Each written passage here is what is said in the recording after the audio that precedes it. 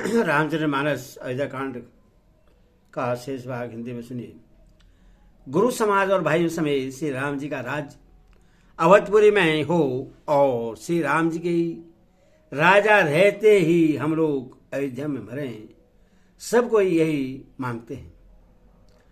अयोध्यावासियों की प्रेममयी वाणी सुनकर ज्ञानी मुनि भी अपने वियोग और वैराग्य की निंदा करते हैं। अवधवासी इस प्रकार नित्य कर्म करके श्री राम जी को पुलकित शरीर हो प्रणाम करते हैं। ऊंच नीच और मध्य सभी श्रेणियों के स्त्री पुरुष अपने अपने भाव के अनुसार श्री राम जी का दर्शन प्राप्त करते हैं। श्री रामचंद्र जी सावधानी के साथ सबका सम्मान करते हैं और सभी कृपा निधान श्री रामचंद्र जी की सराहना करते हैं। श्री राम जी की लड़कपन से ही यह मान है कि वे प्रेम को पहचान कर नीति का पालन करते हैं। श्री रघुनाथ जी शीतल और संकोच के समुद्र हैं। वे सुंदर मुख के या सबके अनुकूल रहने वाले, सुंदर नेत्र वाले या सबको कृपा और प्रेम की दृष्टि से देखने वाले और सरल स्वभाव हैं।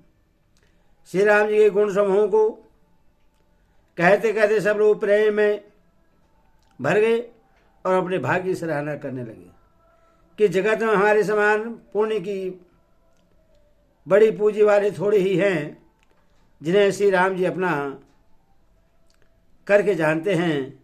ये मेरे ही ऐसे जानते हैं। उस समय सब लोग प्रेम में मग्न हैं। इतने में ही मिथिलापति जनक जी को आते हुए सुनकर सूर्य कुलरूपी कमल के सूर्य श्री रामचंद्र जी सभा से आदर पूर्वक जल्दी से उठ खड़े हुए।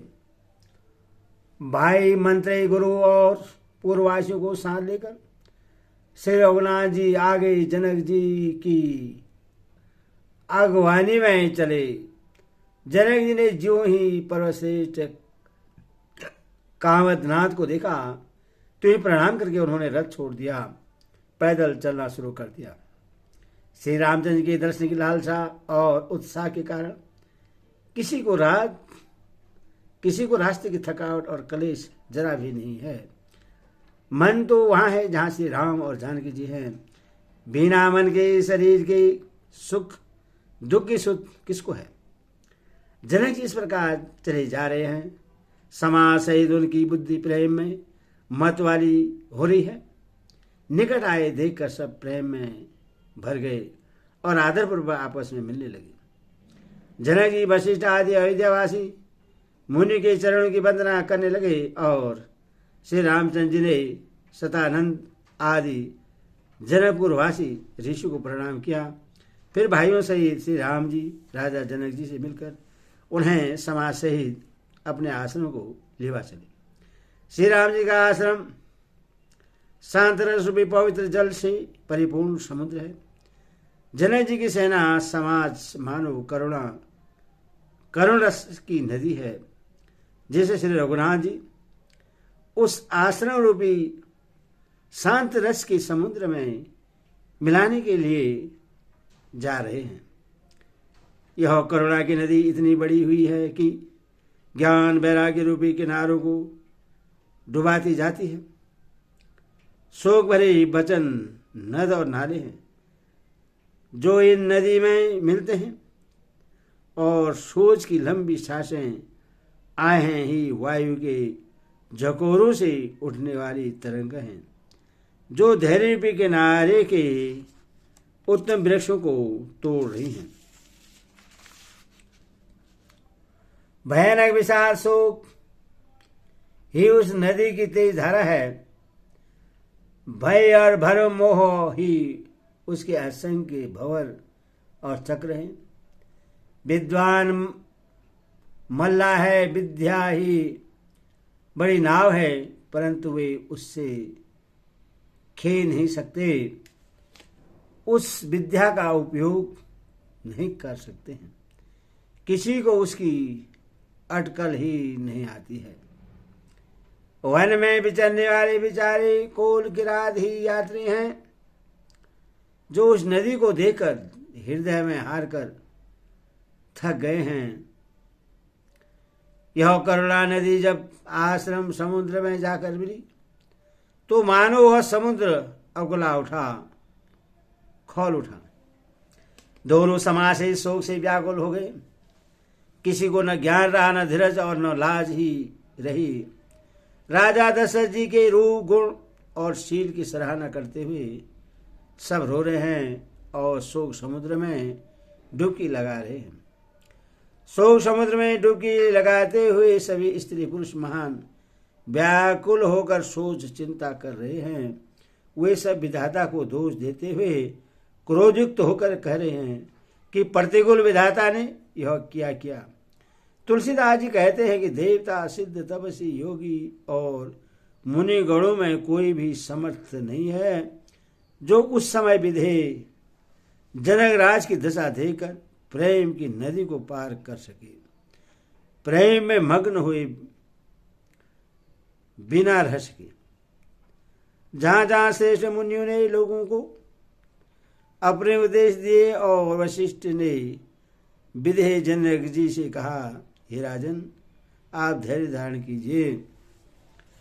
जिन राजा जनक का ज्ञान रूपी सूर्य भव आवागमन रूपी रात्रि का नाश कर देता है और जिनकी वचन रूपी किरणें मुनि रूपी कमलों को खिला देती हैं, आनंदित करती हैं, क्या मोह और क्या ममता उनके निकट भी जा सकते हैं।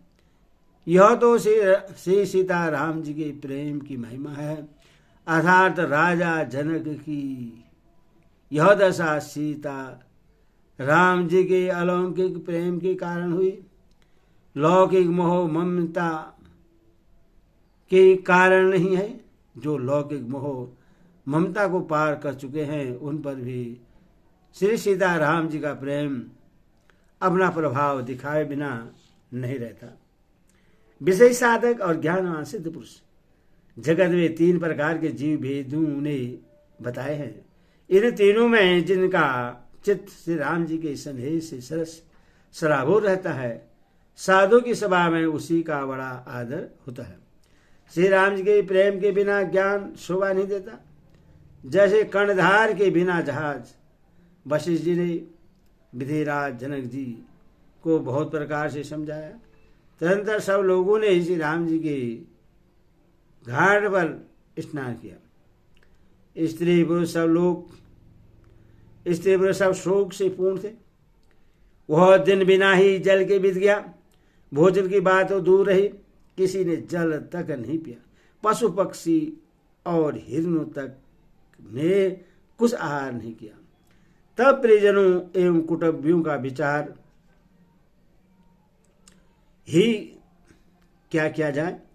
नेमिराज जनक जी और रघुराज श्री रामचंद्र जी तथा दोनों ओर के समाज ने दूसरे दिन सवेरे स्नान किया और सब बड़ के वृक्ष के नीचे जा बैठे। सबके मन उदास और शरीर दुबले हैं। जो दशरथ जी की नगरी अयोध्या के रहने वाले और जो मिथिलापति जनक जी के नगर जनकपुर के रहने वाले ब्राह्मण थे तथा सूर्यवंश के गुरु वशिष्ठ जी तथा जनक जी के पुरोहित सतानंद जी, जिन्होंने सांसारिक अभ्युदय का मार्ग तथा परमार्थ का मार्ग छान डाला था, वे सब धर्म, नीति, वैराग्य, विवेक युक्त अनेक उपदेश देने लगे। विश्वामित्र ने पुरानी कथाएं, इतिहास कहकर सारी सभा को सुंदर वाणी से समझाया। तब श्री रघुनाथ जी ने विश्वामित्र जी से कहा कि नाथ, कल सब लोग बिना जल पिए ही रह गए थे, अब कुछ आहार करना चाहिए। विश्वामित्र ने कहा कि श्री रघुनाथ जी उचित ही कह रहे हैं। 2.5 पहर दिन आज ही बीत गया। विश्वामित्र जी का रोग देखकर तिरहुतराज जनक जी ने कहा, यह अन्न खाना उचित नहीं है। राजा का सुंदर कथन सबके मन को अच्छा लगा। सब आज्ञा पाकर नहाने चले। उसी समय अनेकों प्रकार के बहुत से फल, फूल, पत्ते, मूल आदि बगियों और बोझों में भर भर कर वनवासी कोलकरा लोग ले आए। श्री राम जी की कृपा से सब पर्वत मन चाहे वस्तु देने वाले हो गए। वे देखने मात्र से ही दुखों को सररा हर लेते हैं। वहां के तालाबों, नदियों, वन और पृथ्वी के सभी भागों में मानव आनंद और प्रेम उबड़ रहा है। बेले और वृक्ष सभी फल और फूलों से युक्त हो गए। पक्षी, पशु और भोरे अनुकूल बोलने लगे। उस अवसर पर वन में बहुत उत्साह, आनंद था। सब किसी को सुख देने वाली शीतल मंद सुगंध हवा चल रही थी। वन की मनोहरता वर्णन नहीं की जा सकती। मानो पृथ्वी जनक जी की पहुनाई कर रही हो। तब जनकपुरवासी सब लोग नहाकर श्री रामचंद्र जी, जनक जी और मुनि की आज्ञा पाकर सुंदर वृक्षों को देखकर प्रेम में भरकर जहां तहां उतरने लगे। पवित्र, सुंदर और अमृत के समान स्वादिष्ट अनेकों प्रकार के पत्ते, फल, मूल और कण श्री राम जी के गुरु वशिष्ठ जी ने सबके पास भोजे भर भर कर आदरपूर्वक भेजे। तब वे पितर, देवता, अतिथि और गुरु की पूजा करके फलाहार करने लगे। इस प्रकार 4 दिन बीत गए। श्री रामचंद्र जी को देखकर सभी नर नारी सुखी हैं। दोनों समाजों के मन में ऐसी इच्छा है कि श्री सीता राम जी के बिना लौटना अच्छा नहीं है। श्री सीता राम जी के शांत वन में रहना करोड़ों देव लोगों के निवास के समान सुखदायक है। श्री लक्ष्मण जी, श्री राम जी और श्री जानकी जी को छोड़कर जिसको घर अच्छा लगे, विधाता उसके विपरीत है। जब देव सबके अनुकूल हों तभी श्री राम जी के पास वन में निवास हो सकता है। मंदाकिनी जी का तीनों समय स्नान और आनंद तथा मंगलों की माला समूह रूप श्री राम का दर्शन, श्री राम जी के पर्वत, कामरनाथ, वन और तपस्वियों के स्थान में घूमना और अमृत के समान कंद मूल फलों का भोजन 14 वर्ष सुख के साथ पल के समान हो जाएंगे, बीत जाएंगे, जाते हुए जान ही न पड़ेंगे।